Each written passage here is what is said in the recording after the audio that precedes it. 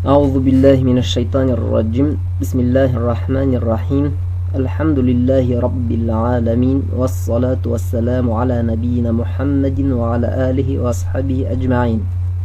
Бүгін біздің менен исламда ең зор гүнах менен танышасақбыз. Нима ул исламдагы ең зор гүнах? Күп кешеләр бұл сорауга җавап белмәй. Улардан нима ул ең зор гүнах дип сораһаң, улар ниндидер башка нәмәне әйтәләр. Мәсәлән, кеше үлтерү диләр.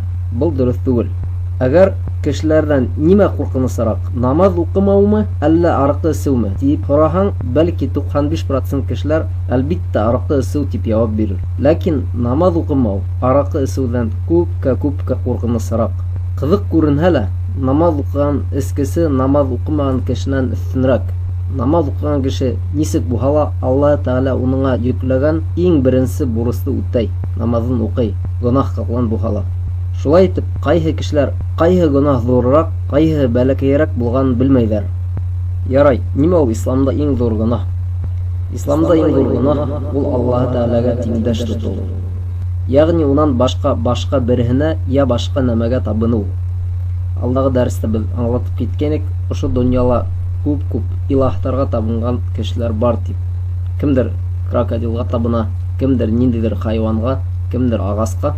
Ошо Аллаһ Тәгаләгә тиңдәш тоту ширк дип атала. Шуңа күрә Аллаһ Тәгалә шулай дигән. Ысынлап та Аллаһ үзенә тиңдәш тоткан кешене гафу итмәй. Бынан кисерәк тиһә, ул теләгән кешегә гафу итә. Аллаһ Тәгаләгә тиңдәш тоткан кеше бик алыфка адашкан. Катынлар сүрәһе 106 аят. Димәк, кемдер Аллаһ Тәгаләгә тиңдәш тотып, ягъни ширк гөнаһы эшләп үлеп китһә, ул бер касан да җәннәткә эләкмәйсәк. Аллаһ Тәгаләнән башка бер кемгә лә һәм бер нәмәгә лә гыйбадәт итәргә ярамай.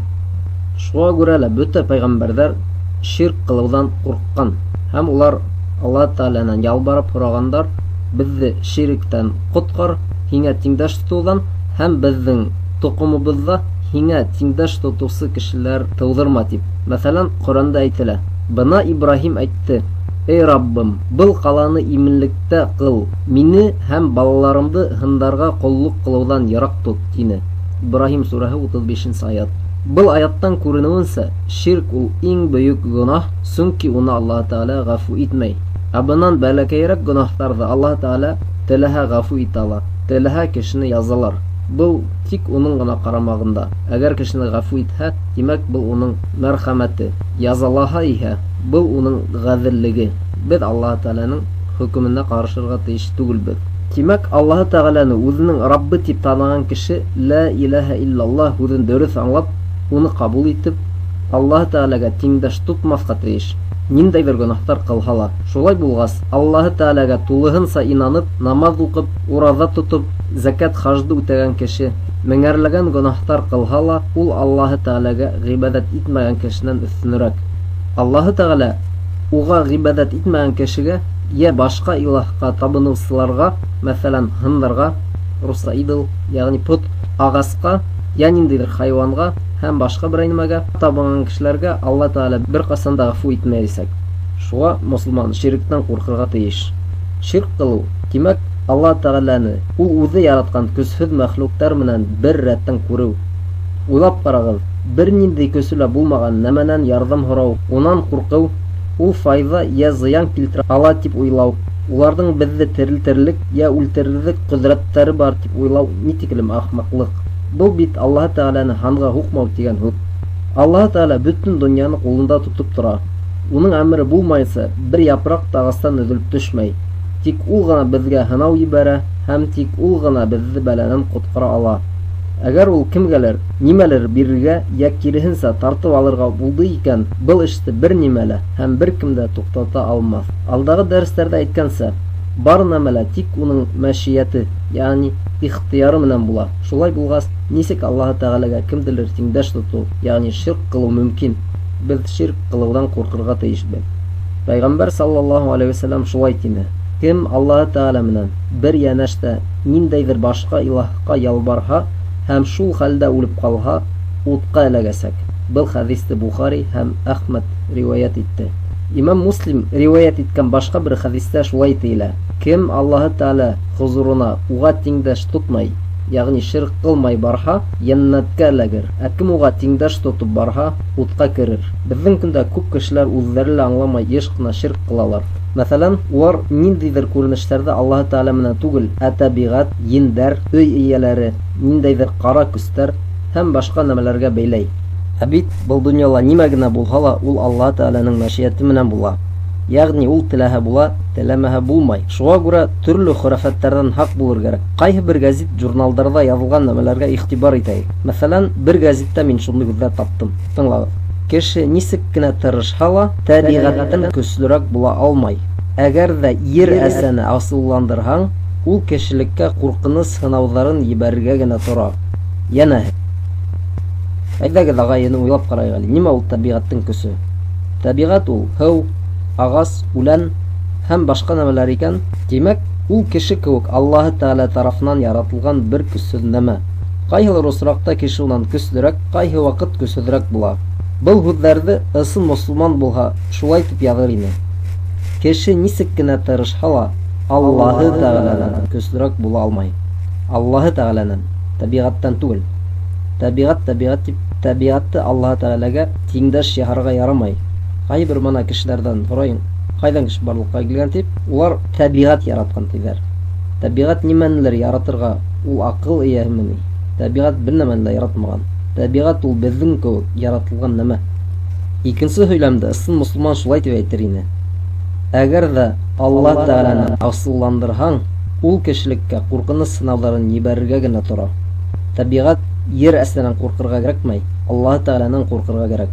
Аллаһ Тәгаләнән башҡа кеше кемдәндер ҡурҡа икән, ул ширк ҡыла һәм диндән сығып китә. Был кешене беҙ Аллаһ Тәгаләнең ҡоло тип әйтә алмайбыҙ. Тимәк, ул табиғаттың ҡоло. Әгәр бәләләрҙе табиғат ебәрә һәм был бәләләрҙән табиғат ҡотҡара ала тип уйлай икән, был кеше Аллаһ Тәгаләнең ҡоло түгел, ул табиғаттың ҡоло. Ер әсә тураһында шул уҡ нәмә әйтеп була. Әгәр кеше Аллаһ Тәгаләнән ҡурҡыр урынына ер әсәнән ҡурҡа икән, был кеше ошо ерҙең ҡоло. Был кеше мосолман түгел. Ундай кешегә Аллаһ Тәгалә бер ҡасан да ғәфү итмәй. Был донъяла Аллаһ Тәгаләнән башҡа көс биреүсе йә көсһөҙләндереүсе нәмә юҡ. Бер көн Пәйғәмбәр саллаллаһу алейхи ва саллям ҡулына һары бау таҡҡан кешене күрҙе һәм нимә был тип һораны. Теге кеше: мин уны миңә хәлһеҙлек кермәһен тип йөрөтәм тине. Мөхәммәд Пәйғәмбәр саллаллаһу алейхи ва саллям уға шулай тип яуап бирҙе: хәҙер үк уны сис, ул һинең хәлһеҙлегеңде тик арттыра ғына. Әгәр һин был бау менән үлеп китһәң, бер ҡасан да ҡотола алмаҫһың. Был хәҙисте имам Әхмәд риуаят итте. Икенсе бер оҡшаш хәҙистә Пәйғәмбәр саллаллаһу алейхи ва саллям шулай тигән: кем үҙенә бетеү таға, шул ширк ҡыла. Шуға ла Аллаһ Тәгалә Ҡур'анда шулай ти: Аллаһы Тәгаләнән башҡа һиңә файҙа ла, зарар да итә алмай торған нәмәгә дуға ҡылма. Әгәр һин быны эшләһәң, залимдарҙан булырһың. Ягъни Аллаһ Тәгаләнән башҡа кемдәндер ҡурҡып, өй эйәһенәнме, ер әсәнәнме, табиғаттанмы, шул нәмәләргә кеше ялварһа, ул ширк ҡыла. Ягъни Аллаһ Тәгаләне ул ошо нәмәләр менән алыштырҙы. Быны ҡылған кеше залимдарҙан булыр ти. Ягъни ҙур гонаһ эйәләренән. Һәм Аллаһ Тәгалә шулай дауам итеп шулай ти: әгәр Аллаһ Тәгалә һиңә зарар менән ҡағылһа, үҙенән башҡа ул зарарҙан ҡотҡарыусы юҡ. Әгәр ул һиңә яҡшылыҡ теләһә, уның йомартлығын тотҡарлаусы юҡ. Ул уның менән үҙ ҡулдарын теләгәненә ҡағыла. Ул ярлыҡаусы, рәхимле. Шулай итеп, беҙ бер ҡасанда Аллаһ Тәгаләгә тиңдәш тоторға тейеш түгелбеҙ. Беҙ Аллаһ Тәгаләнән ялбарып һорайбыҙ, унан ғына ҡурҡабыҙ, уңа ғына ғибәҙәт итәбеҙ, ҡорбандарыбыҙҙы тик Аллаһ Тәгаләгә салабыҙ. Аллаһ Тәгалә ошо донъяның хужаһы, ул беҙҙең менән идара итә. Ул ауырыуҙарҙы ебәрә, теләһә беҙҙе йүнәлтә һәм башҡаһы. Ҡыҫҡаһы, әгәр беҙ Аллаһ Тәгаләне үҙебеҙҙең Раббыбыҙ тип ҡабул иттек икән, башҡа нәмәне беҙ илаһ тип күрергә тейеш түгелбеҙ. Кемдер шулай һорар: бына беҙ хәл керһен, көс артһын өсөн ашайбыҙ, йә спорт менән шөғөлләнәбеҙ. Шулай булғас, ниңә беҙ көстө Аллаһ Тәгалә бирә тибеҙ? Яуап шул: беҙгә көстө Аллаһ Тәгалә бирә, ә спорт йә башҡа нәмә ул бары тик сәбәп. Әгәр Аллаһ Тәгалә ҡушмаһа, һин нимә теләһәң аша, нисек булһа ла тырыш, көсөң артмаясаҡ.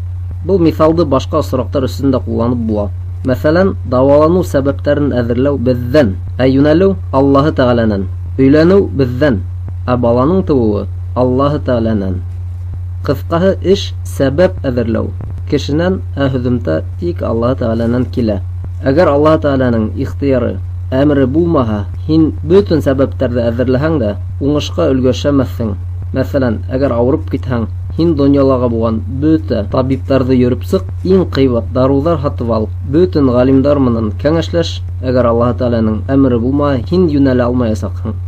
Шулай булғас, әгәр беҙ табипҡа киләбеҙ икән, эй табип әфәнде, һуңғы өмөт һеҙгә тип әйтергә тейеш түгелбеҙ. Беренсе һәм һуңғы өмөт ул Аллаһ Тәгаләгә. Ә табип ул бары тик сәбәп. Аллаһ Тәгалә теләһә, ул һеҙгә бер бөртөк аспирин бирер, һеҙ һауығып та китерегеҙ.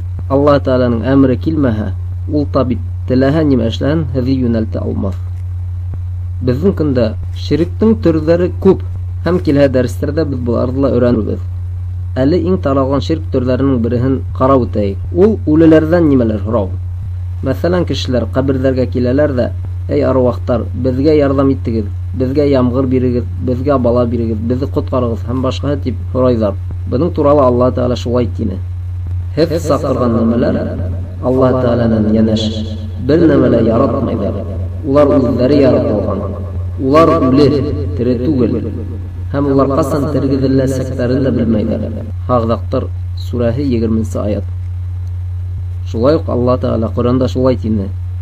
Ә һин ҡәберҙәге кешеләрҙе ишеттерә алмаҫһың. Шулай булғас, ҡәберҙәргә килеп, Аллаһ Тәгаләгә ширк ҡылып, үлеләргә нимәлер тип ялбарырға ярамай. Өҫтә әйтеп үткәнебеҙсә, ширк ҡылған кеше ислам диненән сығып китә, ул мосолман түгел, һәм ул йәннәткә кермәйәсәк. Тимәк, бөгөн беҙ ширктең нимә булғанын өйрәндек. Ширк ул исламда иң ҙур гонаһ. Шуға күрә лә ғалимдар кешеләр ҡылған гонаһтар тураһында яҙғанда, ширк гонаһын иң беренсе урынға ҡуйғандар. Шуға иғтибар итегеҙ, ағай-эне. Ширктең ни тиклем ҡурҡыныс гонаһ булыуына ҡарамаҫтан, кешеләр был һүҙҙе белмәйҙәр ҙә. Башҡорт телендә күп ғәрб һүҙҙәре бар. Иғтибар, ваҡыт, иһтимам һәм башҡалары. Ләкин ниңә кешеләр ширк тигән һүҙҙе белмәй? Һеҙ күпме башҡортса әҫәрҙәр уҡыныҡ, күпме китаптар бар. Ләкин ошо һүҙҙе һеҙ ул китап биттәрендә таба алмайһығыҙ. Тимәк, ислам дин дошмандары кешеләрҙе исламдан алыҫлаштырыр өсөн бик ныҡ тырышҡандар. Һәм исламдың беренсе ишеге ширктән ҡурҡыу хәҙерге кешеләргә мәғлүм түгел. Ағай-эне, ислам динен өйрәнегеҙ. Ҡайһы гонаһтар ҙурыраҡ, ҡайһылары кесерәк, быны һеҙ белергә тейешһегеҙ. Юҡһа ниндәй мосолмандар һуң һеҙ? Аллаһ Тәгалә беҙгә тәүфиҡ бирһен һәм беҙҙе иң ҙур гонаһ ширк ҡылыуҙан һаҡлаһын. 6-нсы дәрес тамам.